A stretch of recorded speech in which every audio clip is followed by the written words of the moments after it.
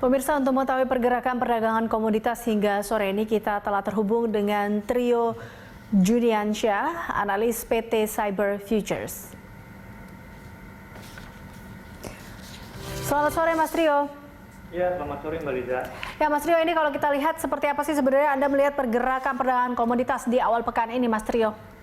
Jadi pada awal pekan ini beberapa komoditas yang sering diperdagangkan para investor yang menjadi primadona yang diperdagangkan alternatif itu adalah emas, Mbak.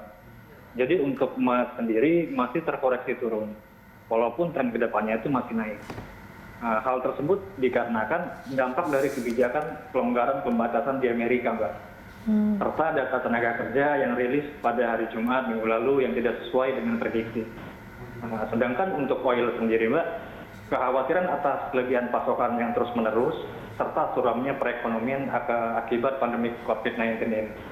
Serta tanda-tanda gelombang kedua infeksi COVID-19 di timur laut Cina dan Korea Selatan menjadi faktor tambahan tren turunnya harga oil, Mbak.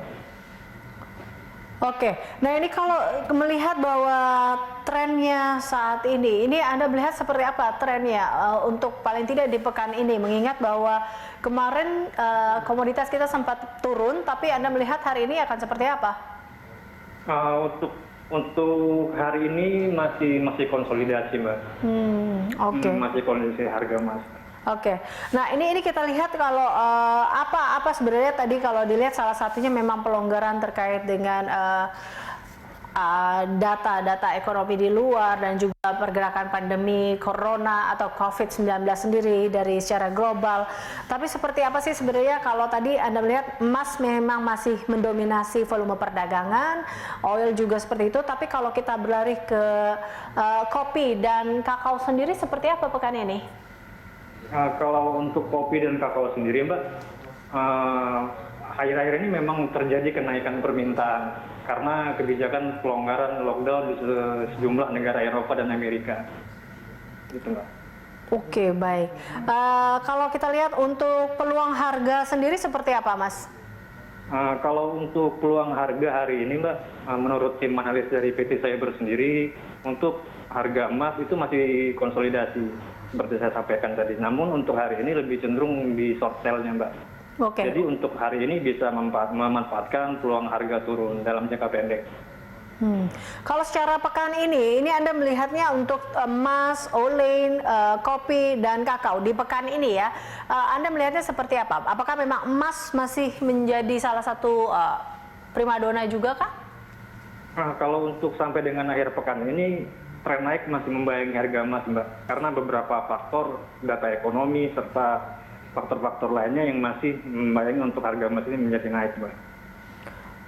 Di antaranya ada beberapa data yang akan dirilis di CPI, PPI, dan penjualan retail sales Amerika yang diperkirakan akan mengalami penurunan. Oke, nah ini apa sih yang memang kalau kita lihat terkait dengan rupiah juga sendiri seperti apa sebenarnya? Kalau untuk rupiah sendiri, Mbak, kalau kita lihat dari beberapa nota berita, rupiah akhir-akhir ini mengalami kenaikan, Mbak. Oke, rupiah mengalami kenaikan. Kita tahu bahwa kemarin sempat cash is a king ya, dan sekarang kembali lagi ke emas yang menjadi safe haven seperti itu. Iya, betul. Mas Trio.